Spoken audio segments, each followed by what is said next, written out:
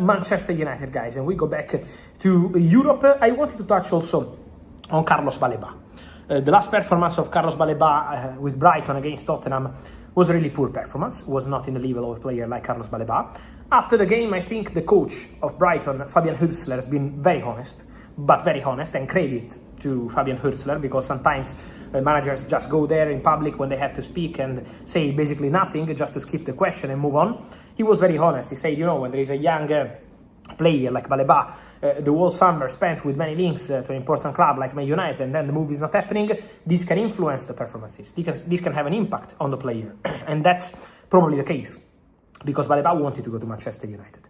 Baleba was keen on a move to Manchester United, but Baleba has always been very respectful with Brighton, never forced the move, never asked Brighton to go. He was very keen on Manchester United move. I told you several times, I remember it was beginning of August, that personal terms were not an issue at all for Baleba to Manchester United.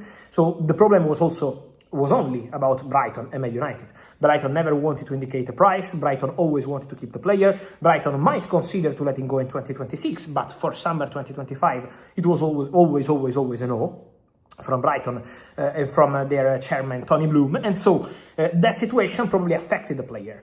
I told you several times during the transfer window and after the transfer window that Man United will keep close eye to the situation of Baleba, because he's appreciated by the management, he's appreciated by the recruitment team, and he's very, very, very much appreciated by Ruben Amorim. So obviously we will see the future of Amorim. This might have an impact, of course, on the future of Carlos Baleba, but for sure Man United will keep monitoring the player. But these performances are probably not at Baleba level yet. I like to say yet because I'm sure that Baleba will be back soon at his level. Baleba is a very respectful guy, very professional player, and so for sure he will get there soon. But at the moment, probably the influence of what happened with Manchester United is having an impact on the boy. On Manchester